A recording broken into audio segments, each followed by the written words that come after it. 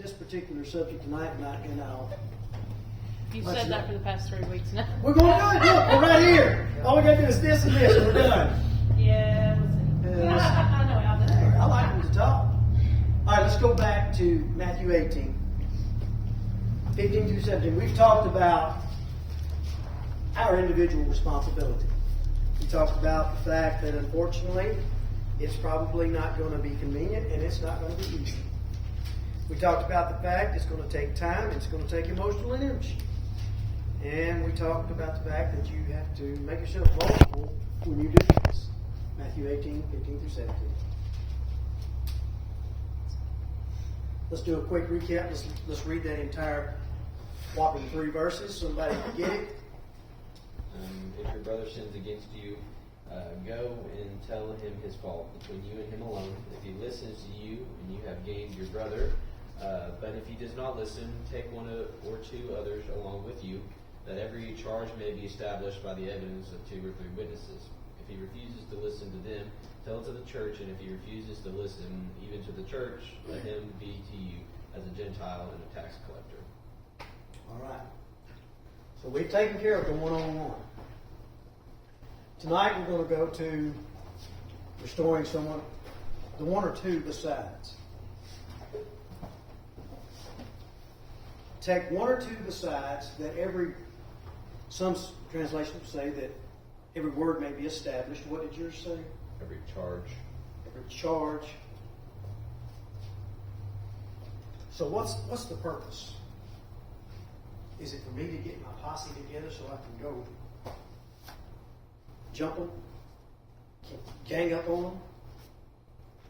But that's what, and bluntly, when I was younger, that's what I thought. Yeah, I'll go find 2 or 3 other people and make sure that they're on the same page with me, and I take them, and we go, and 2 or 3 of us will hammer them and make it work. Is that what it means? Why does it say you take them? So every charge may be a what? Established.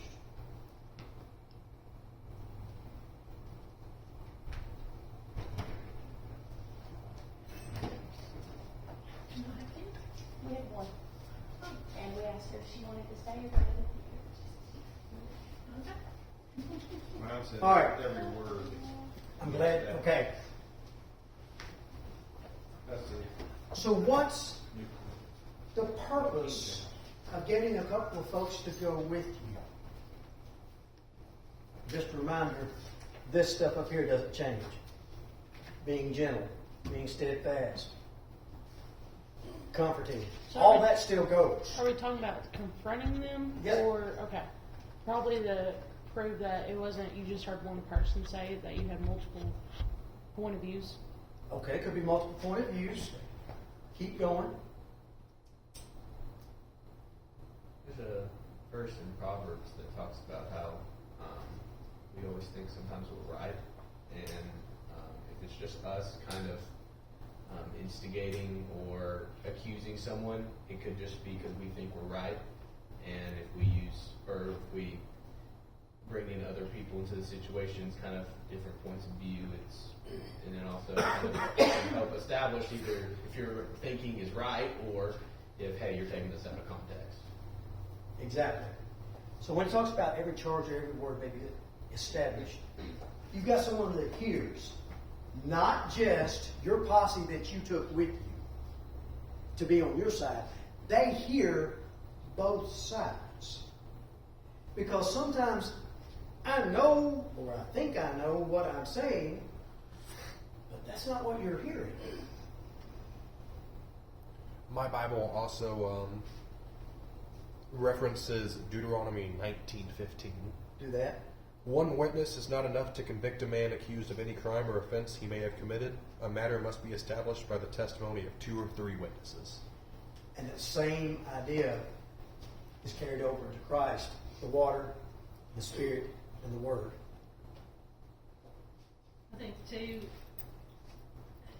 like you were saying, what you say may not be what's heard, and that's the thing.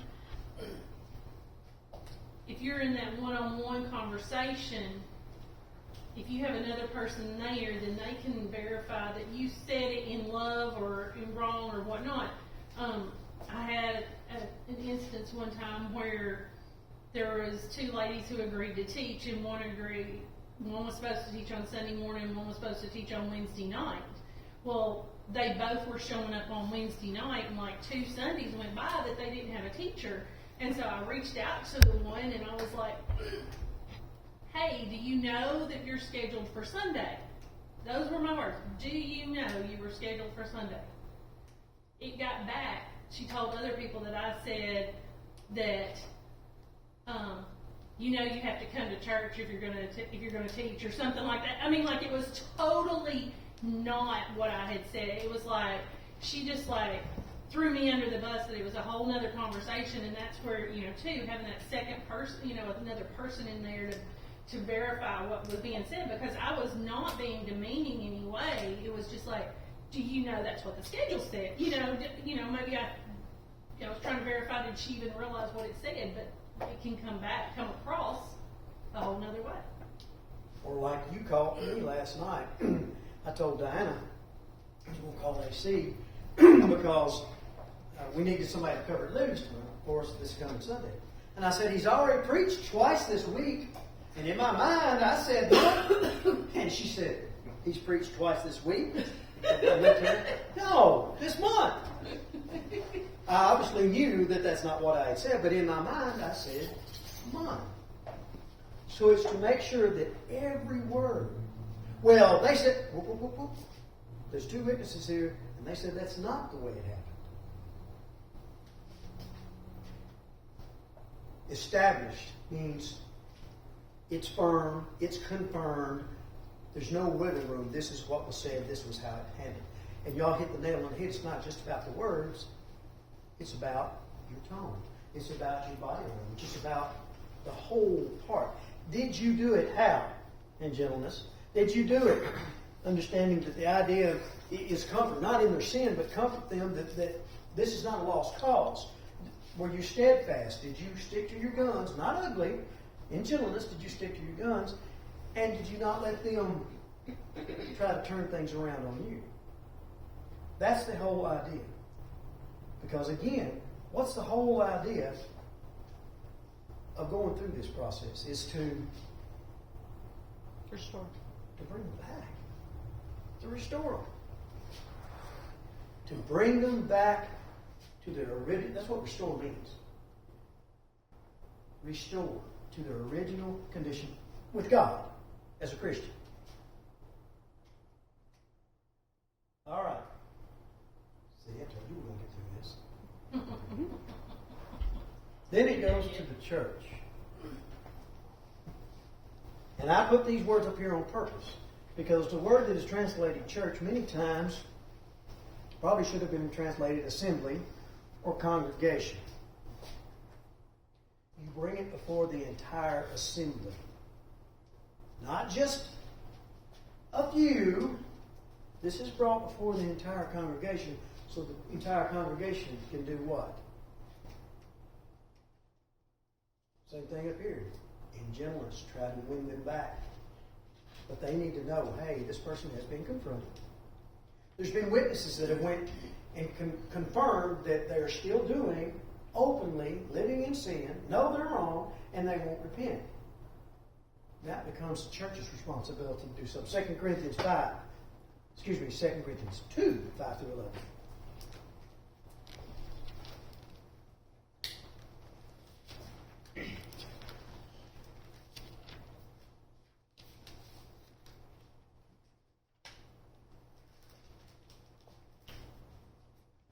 Second Corinthians chapter 2, verses 5 through 11. You want someone to read it? Why, sure. Thank you for I think volunteering. Danny's got it over there. I know. I ask that every time. Thank you for volunteering. But if You don't- but if anyone has caused grief, he has not grieved me. But all of you, to some extent, not to be too severe.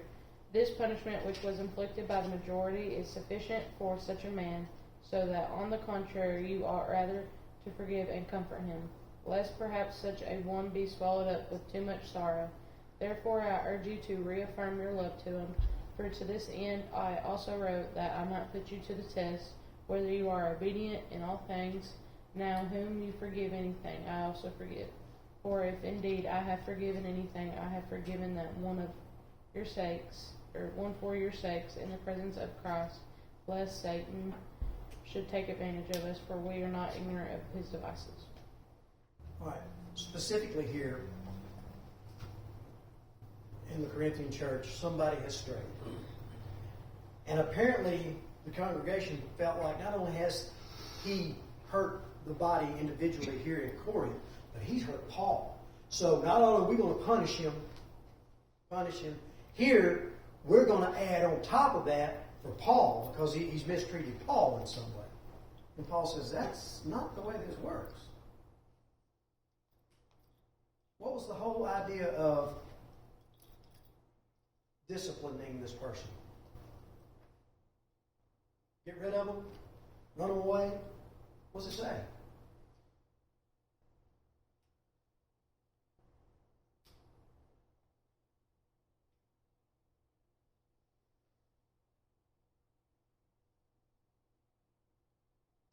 He's forgiven them. You mean we're trying to show them that we want them back and we're willing to forgive them? There's another word there. Comfort them.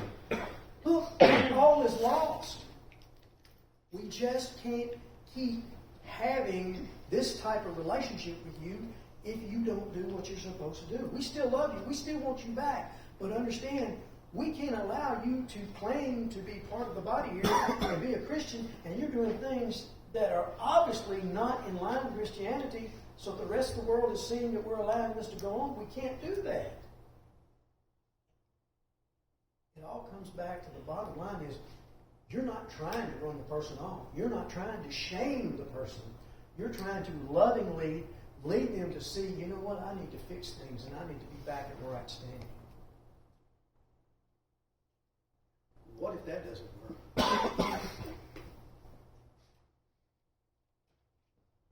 Say that again. What if that doesn't work? One-on-one didn't work. Witnesses didn't work. You brought it before the church, and they still want to continue doing what they're doing, but they're going to continue to claim to be a Christian, and they're going to be right there in your assembly every time, and they're going to participate in everything, even though they're in open sin. Then what happens? Yeah. That's where the hard part comes. 1 Corinthians 5, 9 to 11.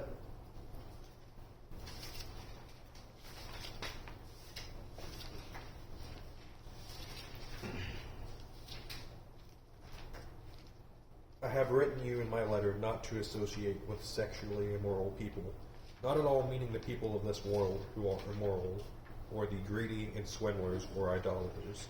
In that case you would have to leave this world. But now I am writing you that you must not associate with anyone who calls himself a brother, but is sexually immoral, or greedy, an idolater, or a slanderer, a drunkard, or a swindler.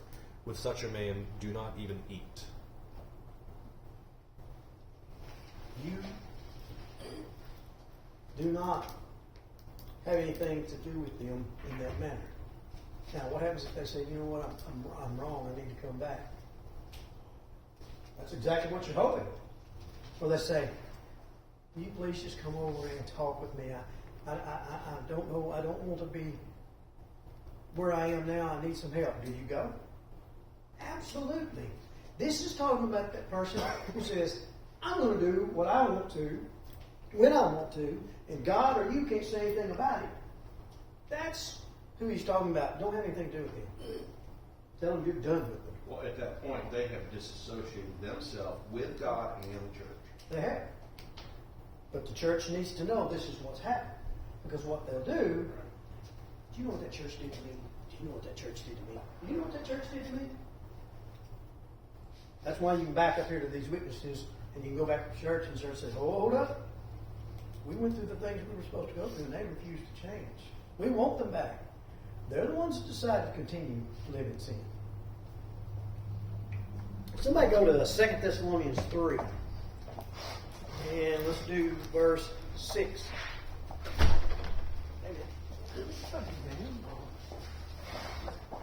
So 2 Thessalonians 3 and what? Perfect. Now we command you, brothers, in the name of our Lord Jesus Christ, that you keep away from any brother who is walking in idleness and not accord with the tradition you received from us. Keep away from them. That means you don't get to continue to be doing the social things with them that you've done before.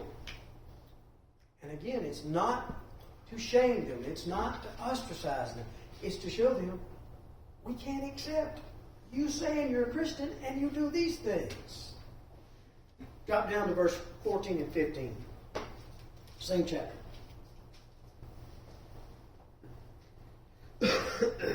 And if anyone does not obey our word in this epistle, know that person and do not keep company with him, that he may be ashamed. Yet do not count him as an enemy, but admonish him as a brother. Note that if they refuse to obey God's word, be done with them, right? Look at what that said. What did it say again, Sid? The end. Don't count him as an enemy, admonish him as a brother. Admonish as a brother. You don't get saved. I don't ever want anything to do with you again. Man or woman,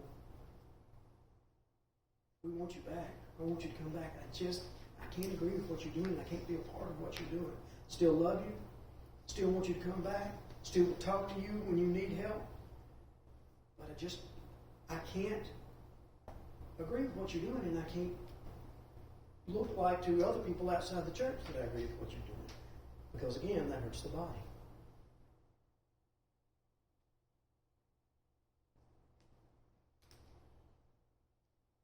Okay. Somebody go to Luke 17, verses 3 and 4.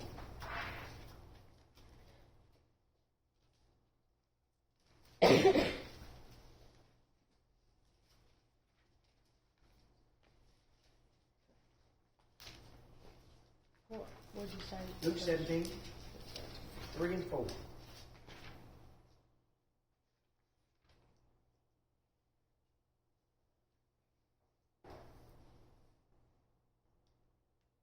Take heed to yourselves. If your brother sins against you, rebuke him, and if he repents, forgive him. And if he sins against you 7 times in a day, and 7 times in a day returns to you, saying, I repent, you shall forgive him.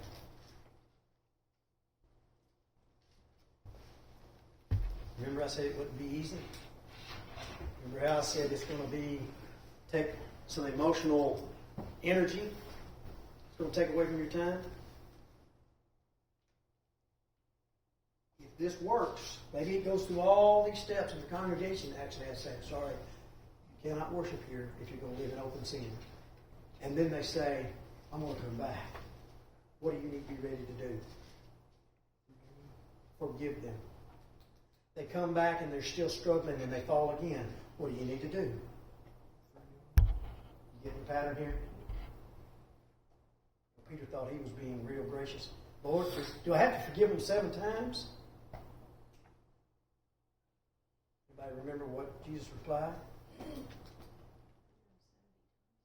70 times 7. Where's my mathematicians? How many times is that?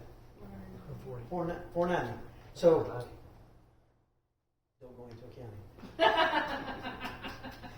490. Does that mean I get to keep me a little notebook? I didn't put mine down. A little notebook. Gracie, that's number 15 for you. Aubrey, that's 18 for you. I got you. And when I get to 490, ha! Dylan, you're at 489. One more, brother, and you are gone. Right? That's what Jesus said. You get 489. He's like, oh, I don't get that far. Is that what he meant? No.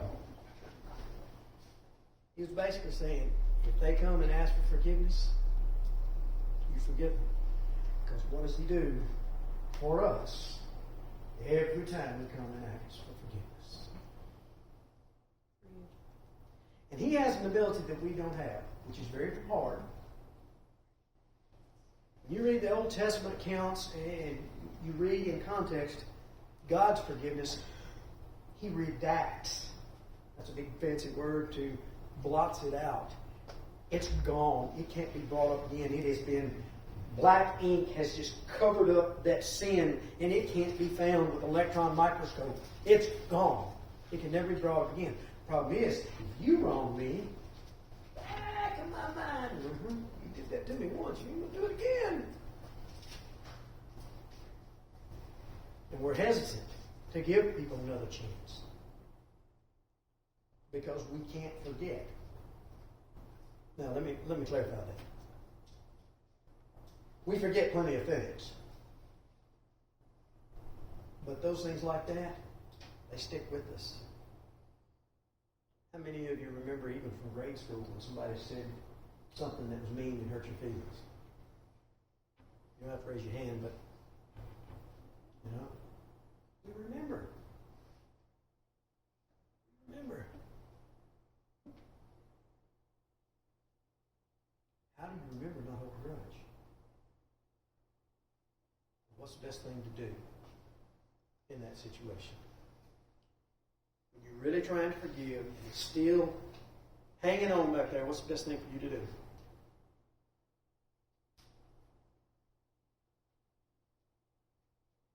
It's that thing when people are sick or in all kinds of trouble and they don't know what to do. Well, all I can do now is pray. Which is what you should have been doing from the very beginning. You pray about it.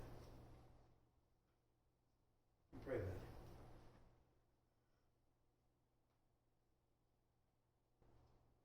All right. There's one more thing that we haven't covered. What if that person is no longer conveniently within your distance to talk to? This is not really a phone conversation, is it? The best advice that I can give you, if you can't get to them, and sometimes it's impossible, how did Paul address folks who needed to be admonished or encouraged? How did he do it? Wrote a letter. Letters. Write a letter. If you do that, keep a copy of the letter. So you know exactly what was said in case they do call you back and they want to talk about something that's in the letter so you can look and you've got it right in front of you. But you said, no, wait a minute. Here's what I wrote. I got a copy of the letter. And that way you've got it so you can talk to them. Make sense? And it's not about covering you. It's about, since you can't have witnesses, that letter becomes your witness. Because here's what was written. I've got a copy, the exact copy of what you got. Make sense? All right. Some of you already know, but here's where we're going next. And if you don't want to be in here for this class, I understand. We're going to cover marriage. Because there's a lot of things that we don't think about. There's a lot of things that you aren't prepared for. I mean, that's just the way it is. You're not prepared for everything. You think you are, and then something comes up. I didn't think about that. You know, we won't be able to cover every single thing that might come up in a marriage. But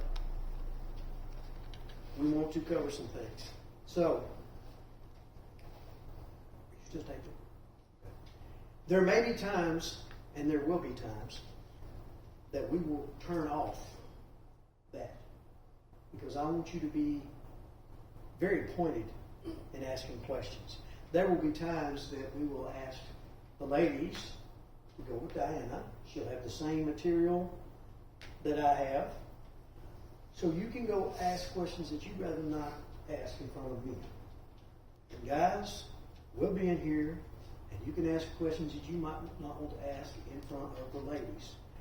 There will be no making fun or poking at anybody.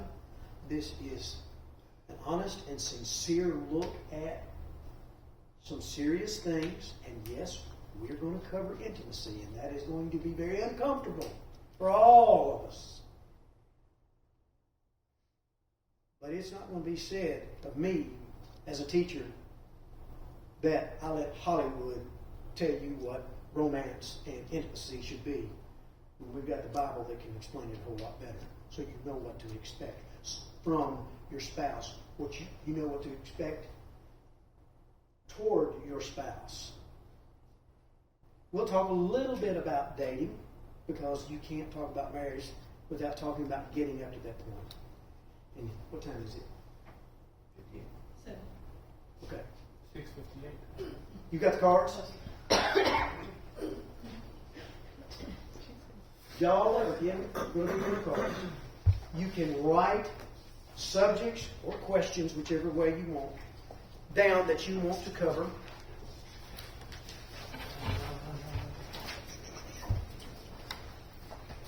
So far, I'm gonna snatch this pen. I don't know whose it is. But I'm that's snatching mine. Use whatever you want. That's mine. He said. it. So far, I've just jotted down some things as I'm thinking. The husband's role, the wife's role, dating, romance, intimacy, love, feelings, communications, love language, goals as individuals and as a couple, finances, the big one that breaks folks up. I'm going to go over with you some of the statistics of marriages and divorce that's out there. And I'll tell you why I'm going over that when I do that. We'll talk about the order of the home. What should it look like? And we're going to talk about having a happy marriage versus a holy marriage. And Any questions? Asked to do this by some, so maybe Yeah. that's why if you're not comfortable doing it or don't want to do it, That's fine. too. But there were some who actually wanted to cover this. And I know we've got several in here that are headed that direction. Some are newly wed. So Congratulations. Congratulations. again, Not I meaning know to point there's gonna fingers, be but uncomfortable things. I'm so sorry, this is your pen. I accidentally broke it. Do you want the broken pen? Hey, that's number 19. 489, they see you knocking on the door. Again, guys and ladies, I know this is an uncomfortable subject. Oh, yeah. But if we don't cover it, who will? And I want you to be able to ask, because what is said back here, when we turn that off, and it's only for us, it stays back here. You are not to share that with anyone. Not even your boyfriend, your girlfriend, whoever. It stays in here when somebody else raises a concern or asks a question. Because you've got to be comfortable and feel like it's safe to ask those questions. no, not right now. I'm like thinking. Ask the difficult questions. Ask the uncomfortable questions. Diana will be glad to answer them. I've been known to do that.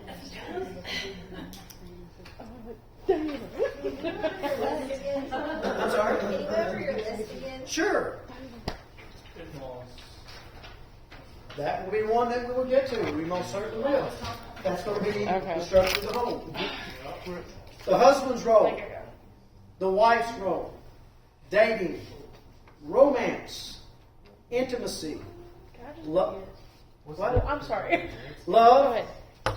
Feelings. Communication. Love language. Goals. Finances. We'll look at statistics. The order of the home. And a happy marriage versus a holy marriage. Would you like Already. to? So I said when you covering dishes. Wishes? That will be under responsibilities. Why we're going over That's expectations, right? So that's expectations. That conversation's going to end with your head in the dishwater. Respectfully, I'm just kidding. Respectfully. I was just going to let y'all lay them so I wouldn't have a clue who wrote what. I don't care. You know, but I promise I'm not going to try. Colby don't care. Colby's like, I wanted to learn about this. Yes, I do. I want y'all to know. You're not supposed to look. When you think of it, just write it down and be like, okay, I'm going to close your eyes.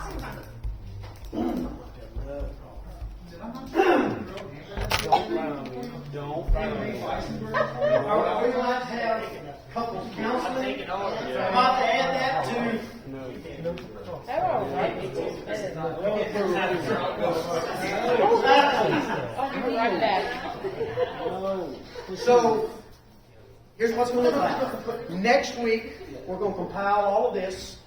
We're going to let you know what we're going to be covering, and I will give you an idea of the order that we're going to be covering. So there will be times that we're all together, and there will be times that we break out. But when we do break out, it will always be the same subjects that we're covering. And again, you're not going to hurt my feelings if this is not something that you want to be here for. Marker. You can see mine, so I have to make sure that you couldn't read. Why would you tell me that? Gracie, that was putting it down hard there. Yes. Everybody fold yours. How much time we got?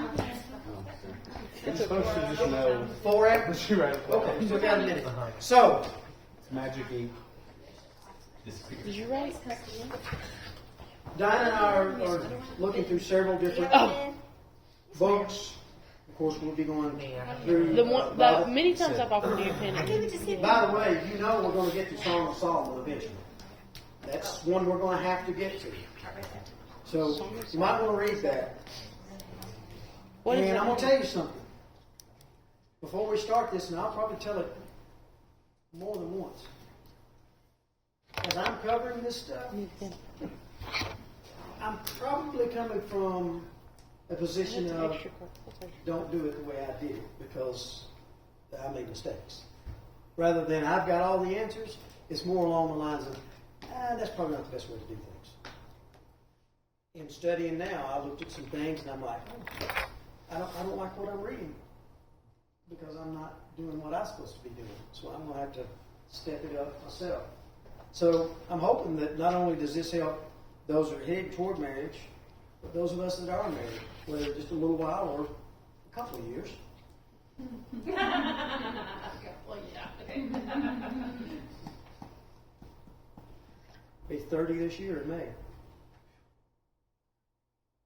And hopefully it will help us all grow closer to God and to those that we're trying to decide if that's where we're going to go or not.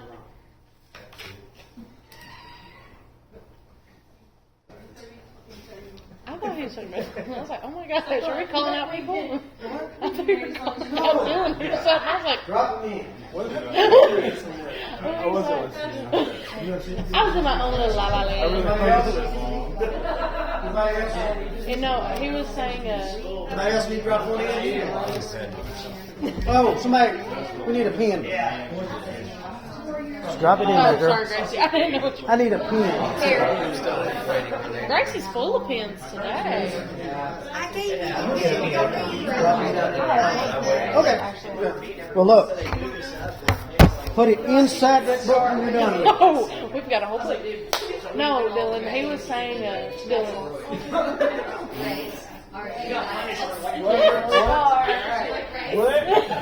I said, he was like calling people out. He's like, or people who are about to get married. And he's like going on. I was like, oh, I was like, oh my God.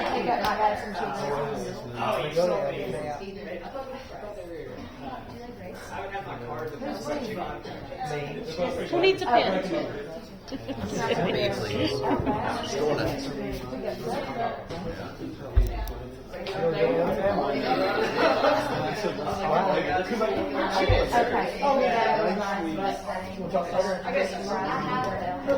Hey, we won't intrude this time.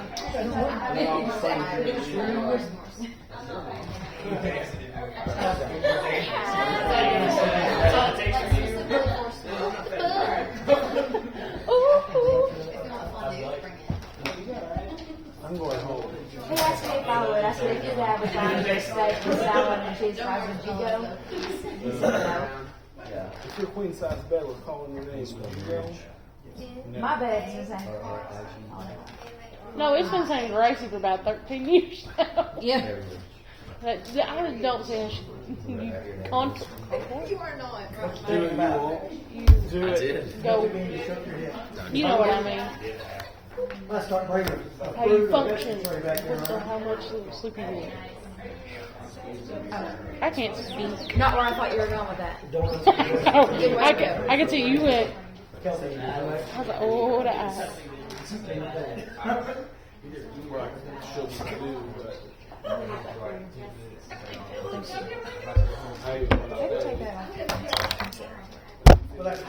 What? I don't know what you're talking about. Put it in the mirror, you good man. See, did you ever come up with something? Huh? Did you ever come up with Yeah, I did.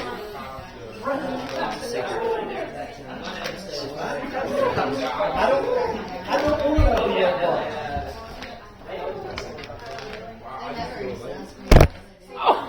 You know what that's for? that table comes out of the gotcha.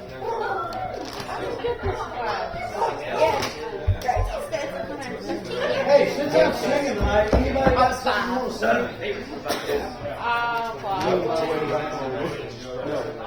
Yeah, but Usher.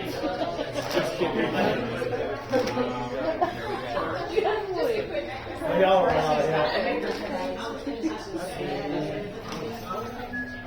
There is a Mexican restaurant right by my school. I go to there every day. I've had a Mexican food day already. Probably just trying to find someone to go get a tostorta, guys. Torch.